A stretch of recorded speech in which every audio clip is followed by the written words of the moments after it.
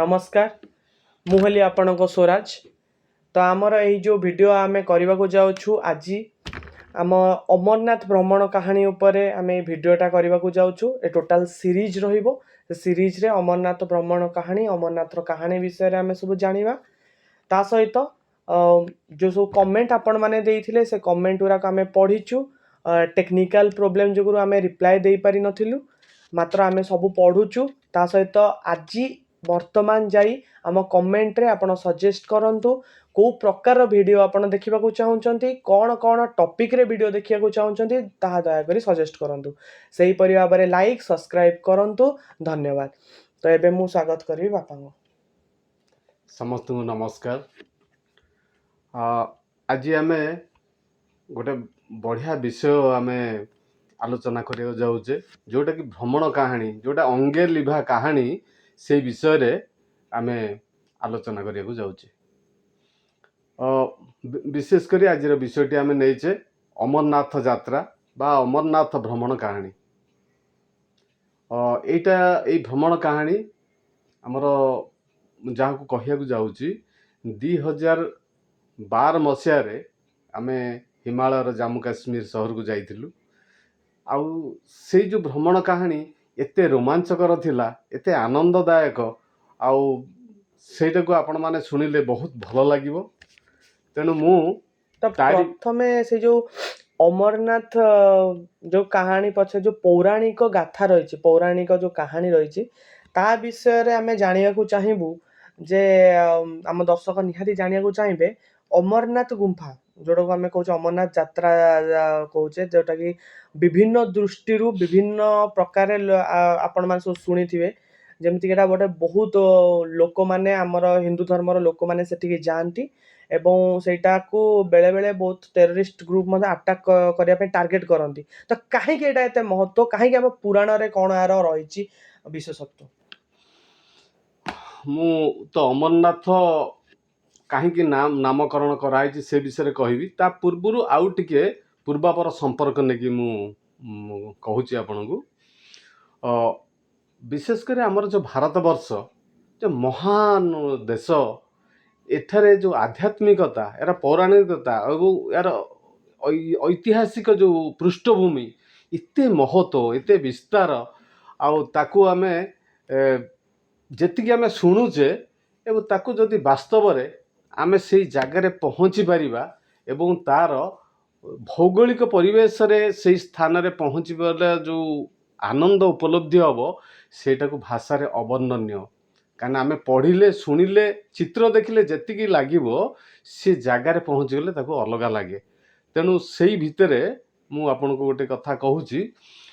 विशेष करी आमर श्रावण मास बा 12 मास तो महत्व रही। श्रावण मास रे आमे देखिबे बोलबम एवं शिवंक मुंडरे पानी ढालती।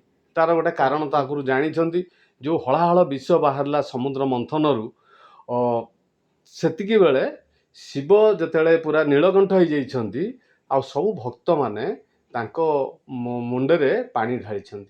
एटा श्रावण मास जाक चाले। आउ एई जो शिव परंपरा जो शैव संस्कृति एवं वैष्णव संस्कृति तार जो मिश्रित संस्कृति भारत वर्ष रे रही एवं सेई परंपरार गोटे श्रेष्ठ अंश होची जो शैव परंपरा। ता भितर होची अमरनाथ औषधि विख्यात। केमिति ना जो आमर जेतेले कौन दक्ष यज्ञ कले, दक्ष यज्ञ रे माँ सती पार्वती माने सम्मान पाइलेनी, माने शिवंकर सम्मान पाइलेनी। तेणु से आत्मदाह कले। तापर शिव सती शरीर को धरी प्रलय करिया गले और शिवंक जो विष्णुक चक्र आसिकी ताकू खंड विखंडित करछि। 51 जगार माँ सतींकर शरीर पड़ी। सेटा होची 51 शक्तिपीठ भारत वर्ष रे हेछि। तो भारत वर्ष रे 51टा जगह अछि एवं केतेटा सेतेबेले जो विशाल अखंड भारत रे सब थिला। एबे किछि अंश बांग्लादेश रे अछि, किछि नेपाल रे अछि, किछि मध्य पाकिस्तान रे अछि, जोटा को हमरे बेलुचिस्तान कहउचे माँ हिंगला ହିଙ୍ଗଲାଜ। ହିଙ୍ଗଲାଜ ସେ ସେଠି ଅଛନ୍ତି, ଏମିତି ଅଛନ୍ତି, କିନ୍ତୁ ଭାରତ ବର୍ଷରେ ମୁଖ୍ୟ ସ୍ଥାନ ସବୁ ରହିଛି। ଏମିତି କେତୋଟି ବାହାରେ ମା ଛାଡ଼ିଦେଲେ ସତୀଙ୍କର 51ଟି ଅଂଶ ଯୋଉଠି ଯୋଉଠି ପଡିଛି 51 ଶକ୍ତିପୀଠ। ତା ଭିତରୁ ଏଠି କଣ୍ଠଦେଶ ପଡିଛି ଅମରନାଥରେ, ମା ମହାମାୟା ରୂପରେ ଆମେ ସେଟା ମା ପୂଜିତ ହଉଛନ୍ତି। ଆଉ ସେଇ ଜାଗାଟାର ମହତ୍ଵ ବହୁ ପୂର୍ବରୁ ଥିଲା, ପୁରାଣରେ ସ୍କନ୍ଦ ପୁରାଣରେ ବର୍ଣ୍ଣିତ ଥିଲା, କିନ୍ତୁ ବହୁତ ସମୟ ପରେ ଏବେ ମାନେ 400-500 ବର୍ଷ ହେଲା ସେଟା ଆମ ଲୋକଲୋଚନକୁ ସେ ଜାଗାଟାକୁ ଖୋଜା ହେଇକିରି ଆସି ପହଞ୍ଚି। ଆଉ ଯେତେ ଆମର ଶିବ ପୀଠ ଅଛି, ଅମରନାଥ ଶିବ ପୀଠ ଏକ ସ୍ୱତନ୍ତ୍ର। ମାନେ ହିମାଳୟ, ମାନେ ମୋର ତ ଏକ ଭ୍ରମଣର ଗୋଟେ ନିଶା ରହିଛି, ଝୁଙ୍କ ରହିଛି, ତା ଦେହରେ ହିମାଳୟ ଭ୍ରମଣ ଆହୁରି ବେଶୀ। ଆଉ ତା ଦେହରେ ବେଶୀ ଭଲ ଲାଗେ ଜାମ୍ମୁ କାଶ୍ମୀର। ଆଉ ଜାମ୍ମୁ କାଶ୍ମୀରର ଇଏ ହଉଛି ଅମରନାଥ ଯାତ୍ରା। ଏଇ ଯାତ୍ରା ହଉଛି ଗୋଟେ ହିନ୍ଦୁ ମାନଙ୍କର, ଆଉ ବିଶେଷ କରି ସନାତନୀ ଲୋକମାନଙ୍କର ଇଏ ହଉଛି ଗୋଟେ ବଡ଼ ନିଶା। ମାନେ ସେ ଜାଗାକୁ ପହଞ୍ଚିଲେ, ଭାଗ୍ୟରେ ଥିଲେ ସେ ଜାଗାକୁ ପହଞ୍ଚି ବୋଲି ମନେ କରନ୍ତି। ଜାଗାର ସୌନ୍ଦର୍ଯ୍ୟ ଯେତିକି, ତାର ଭୌଗୋଳିକ ପରିବେଶ ଏପରି ଏବଂ ଆଧ୍ୟାତ୍ମିକ ପରିବେଶ ଏପରି ରହିଛି, ଯାହାକି ପାଖରେ ନ ପହଞ୍ଚିଲେ ଜାଣି ହବନି। ତାର ଆମେ ତ ଆଲୋଚନା ସେଟାକୁ କରିବା। ତ ସଂକ୍ଷେପରେ ତାର ଯୋଉ ଷ୍ଟୋରିଟା, ହଁ ଠିକ, ମୁଁ ତା ବିଷୟରେ ପ୍ରଥମେ ସେ କାହାଣୀ ବିଷୟରେ ମାନେ କହୁଛି। ଏମିତି ମାନେ ଶିବଙ୍କର ବାସସ୍ଥାନ ହେଲା ଆମର କୈଳାସ ପର୍ବତ। ଯୋଉ କୈଳାସ ପର୍ବତ ଭାରତ ବର୍ଷରେ ସେ ତ ଏବେ ରହିଗଲାଣି, ମାନେ ଚାଇନା ତିବ୍ବତ ଅଧୀନରେ ରହିଛି, କିନ୍ତୁ ସେଇ କୈଳାସ ପର୍ବତରେ ଦେବଦେବ ମହାଦେବ ଶଙ୍କର ଭଗବାନ ବାସ କରନ୍ତି। ତାଙ୍କ ପାଖରେ ମା ପାର୍ବତୀ ଅଛନ୍ତି। ଏମିତି ଦିନକର କଥା, ମାନେ ଗହନ ବନରେ ତପସ୍ୟା କରୁଛନ୍ତି ଯାଇକିରି ପ୍ରଭୁ ଶଙ୍କର ଭଗବାନ। ମା ପାର୍ବତୀ ଅଛନ୍ତି ପାଖରେ, ଗୁମ୍ଫା ପାଖରେ ରହିଛନ୍ତି। ଏଇ ସମୟ ନାରଦ ଆସି ପହଞ୍ଚିଲେ। ନାରଦ ତ ମାନେ ସିଏ ହେଲେ ଜଣେ ସନ୍ଥ, ଦ୍ୱାଦଶ ମହାଜନ ଭିତରୁ ଜଣେ ହେଲେ ନାରଦ, ଯାହାକି ଦେବତା ମାନେ ଯେତିକି ଭଲ ପାଆନ୍ତି, ରାକ୍ଷସ ମାନେ ତାକୁ ସେତିକି ଭଲ ପାଆନ୍ତି, ଆଉ ମଣିଷ ମାନେ ମଧ୍ୟ ସେତିକି ଭଲ ପାଆନ୍ତି। ସେ ସମସ୍ତଙ୍କର ହିତକର। ସମସ୍ତେ କହନ୍ତି ନାରଦ କଳି ଲଗାନ୍ତି, ତା ନୁହଁ, ସେ ସତ୍ୟପ୍ରିୟ ମଣିଷ। ଆଉ ତାଙ୍କ ଯୋଗୁ ଏ ବିଶ୍ୱ ବ୍ରହ୍ମାଣ୍ଡରେ ଗୋଟେ ସଂଯୋଜନା ହେଇଛି ଏବଂ ସତ୍ୟ ଶାନ୍ତି ରହୁଛି। ତେଣୁ ନାରଦ ମହାଶୟ ସେଠି ପହଞ୍ଚନ୍ତି। ସେ କହିଲେ, ମା ଗୋଟେ ଜିଜ୍ଞାସା ଥିଲା। ନା ତମେ କ'ଣ ନାରଦ ଏଠି ପହଞ୍ଚିଲ, କାହିଁକି ଆସିଛ? ନା ଗୋଟେ କଥା ଅଛି। ନା କ'ଣ? ନା ମୁଁ ଏପର୍ଯ୍ୟନ୍ତ ବୁଝିପାରୁନି, ଶଙ୍କର ଭଗବାନଙ୍କ ବେକରେ ମୁଣ୍ଡମାଳା କାହିଁ ପଡ଼ିଛି। ଆପଣ ଟିକେ ବୁଝେଇଦେଲେ ମୁଁ ଖୁସି ହେଇକି ଫେରିଛି। ପାର୍ବତୀ କହିଲେ, ଆରେ ମୁଁ ତ ନାରଦ ମହର୍ଷି, ମୁଁ ତ ଏ ବିଷୟରେ ଜାଣିନି।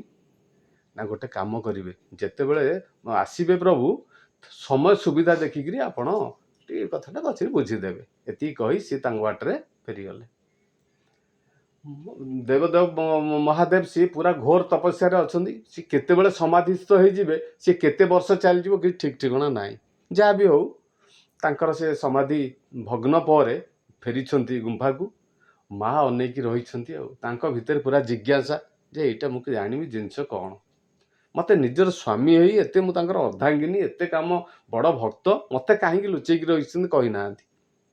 ପ୍ରଭୁ ଆସି ପହଞ୍ଚିଛନ୍ତି। ମା ପାର୍ବତୀ ତାଙ୍କୁ ପଚାରିଲେ, ପ୍ରଭୁ ସମୟ ସୁବିଧା ଦେଖି ପଚାରିଲେ, ପ୍ରଭୁ ଟିକେ ଏଇ ଯେଉଁ ମୁଣ୍ଡମାଳା ଆପଣ ପକେଇଛନ୍ତି ତା ରହସ୍ୟ କହନ୍ତୁ। ପ୍ରଭୁ ଚକିତ ହେଇଗଲେ। କହିଲେ, ଏଇ ପ୍ରଶ୍ନଟା କୋଉଠୁ ଆସିଲେ? ନା ଏଠି କିଏ ନାରଦ ଆସିଥିଲେ କି? ନା ହଁ, ଏଠି ଆସିଥିଲେ। ସେ ଜାଣିଗଲେ ପ୍ରଭୁ ଏ ନାରଦ ମହର୍ଷିଙ୍କର କାମ। ତେଣୁ କୁଣ୍ଠିତ ହଉଥିଲେ, କିନ୍ତୁ ବହୁ ଅନୁନୟ ବିନୟ କଲା ପରେ ମା ପାର୍ବତୀ ସେ କଥା କହିଲେ। କହିଲେ, ପାର୍ବତୀ ଏଇ ଯେଉଁ ମୁଣ୍ଡମାଳା ପଡ଼ିଛି, ଇଏ ହେଉଛି ସବୁ ତମରି। ନା ମୋର? ନା ହଁ ତମରି।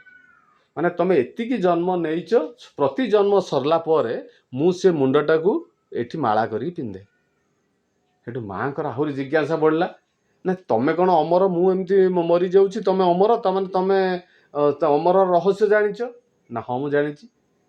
ନା ମୋତେ କହ। ଜାଣିଛନ୍ତି ମା ମାନେ ଯଦି ଜିଦି ଧରିବେ ସେଇ କଥାଟା ସେ ଯେମିତି ହେଲେ କରେଇବେ। ତେଣୁ ପ୍ରଭୁକୁ ବଡ଼ ସଙ୍କଟରେ ପଡ଼ିଲେ।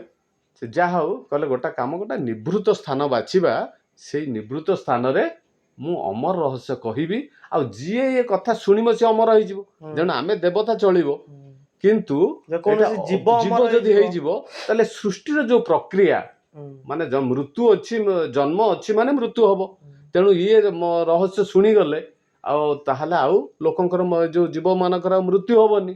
ତେଣୁ ସବୁ ବିଗିଡି ଯିବ ଏ ସଂସାର ଯାହା ସୃଷ୍ଟି ଲୀଳା ଚାଲିଛି। ତେଣୁ ଆମେ ଗୋଟେ ଜାଗା ବାଛିବା। ପ୍ରଭୁ ବୁଲିଲେ, ବୁଲି ବୁଲି ବୁଲି ବୁଲି ଯୋଉ ଅମରନାଥର ଯୋଉ ଜାଗା ସେଇଟା ହଉଛି ଯୋଉଟା କାଶ୍ମୀରରେ ଆମର ଅଛି, ମାନେ ଜାମ୍ମୁ କାଶ୍ମୀରରେ ସେଇ ଜାଗାଟାକୁ ବାଛିଲେ, ନିକାଞ୍ଚନ ଜାଗା। ସେଇଟା ପହିଲଗାମଠୁ ପ୍ରଭୁ ଯାଇଛନ୍ତି ଚନ୍ଦନବାଡି ହେଇକିରି ଶେଷନାଗ ହେଇ ସେଠି ପହଞ୍ଚନ୍ତି। ସେଟା ମୁଁ ପରବର୍ତ୍ତୀ ଅଧ୍ୟାୟରେ କହିବି ସେ ଜାଗାର ମହତ୍ଵ କେମିତି, କାହିଁ ସେ ଜାଗାଟାକୁ ବାଛିଲେ, ଯାହା ଗୋଟେ ନିଭୃତ ସ୍ଥାନ ବାଛିଲେ। ତେଣୁ ପ୍ରଭୁ ନିଜ ଭିତରୁ ନନ୍ଦୀ ଭୃଙ୍ଗି ଅଛନ୍ତି, ଆଉ ଗୋଟେ କାଳାଗ୍ନି ନାମକ ଜଣେ ଶିବ ଶକ୍ତି ବାହାର କଲେ, କହିଲେ ଏମିତି କାମ କର, ଏଇ ଯୋଉ ଗୁମ୍ଫା ଯୋଉ ଆମେ ପାଖରେ ପହଞ୍ଚିଛେ ତା ଭିତରେ କୌଣସି ଯେମିତି ଜୀବ ରହିବେନି। ସିଏ ବି ସେୟା କଲେ। ତାଙ୍କ ଶକ୍ତି ଯୋଉ ଅଗ୍ନି ବଳରେ ସେ ସବୁତକ ଜୀବକୁ ସବୁ ଶେଷ କରିଦେଲେ। ଏଠି ଆଉ କେହି ରହିଲେ ନାହିଁ, ନିବୃତ୍ତ ହୁଆ। ପ୍ରଭୁ ସବୁ ଠିକ ହେଇଗଲା, ନା ଠିକ ତୁ ଦୂରକୁ ଚାଲିଯା, ମୁଁ ମାଙ୍କ ସହିତ କଥା ହଉଛି। ଶଙ୍କର ଭଗବାନ କହୁଛନ୍ତି, ମା ପାର୍ବତୀ ଶୁଣୁଛନ୍ତି, ଏବଂ କେତେବେଳେ ଧୀରେ ଧୀରେ ଘୁମେଇ ଘୁମେଇ ହୁଁ ହୁଁ ହୁଁ ହୁଁ କହୁଛନ୍ତି, ଶୁଣୁଛନ୍ତି। ଗୋଟାଏ ସମୟରେ ଶୋଇ ପଡିଛନ୍ତି। ତାପରେ କିଛି ସମୟରେ ଉଠିକି ପାର୍ବତୀ କହିଲେ, ପ୍ରଭୁ ଆପଣ କଣ କହିଲେ ମୁଁ ଟିକେ ବୁଝିପାରିଲିନି। ନା କଣ ତମେ ତ ହୁଁ ହୁଁ ମାରୁଛ, କହିପାରୁନ କଣ? ସେ କହିଲେ ନା ମୁଁ ତ ଶୋଇଥିଲି। ଖୋଜୁ ଖୋଜୁ ଗୋଟେ ଶୁଆ ପକ୍ଷୀ ସେ ଭିତରୁ ଉଡ଼ିକି ଚାଲିଗଲା। ସବୁ ତ ମରି ଯାଇଥିଲେ, ଶୁଆ କୋଉଠୁ ଆସିଲା? ସେଇଟା ହଉଛି କଥା, ସେଟା କୋଉଠୁ ଆସିଲା? ତ ଶଙ୍କର ଭଗବାନ ଯେତେବେଳେ ବସିଛନ୍ତି, ତାଙ୍କର ମୃଗ ଚର୍ମ ଯୋଉ ପକେଇଛନ୍ତି ତା ତଳେ ଗୋଟେ ଶୁଆର ଅଣ୍ଡା ଥିଲା। ଆଚ୍ଛା, ଇଏ କାଳ ଅଗ୍ନି ଯେତେବେଳେ ସବୁ ଗୁଡାକ ଜାଳି ଦଉଛି, ଆଉ ଶଙ୍କର ଭଗବାନ ପାଖକୁ ଆସିବ କି? ସିଏ ନିଜେ ତ ଠାକୁର ଶଙ୍କର, ତାଙ୍କ ପାଖକୁ ସେ ଆସିନି। ତାଙ୍କୁ ଛାଡି ଆଉ ସବୁ ତ ଠିକ କରିଦେଇଛି।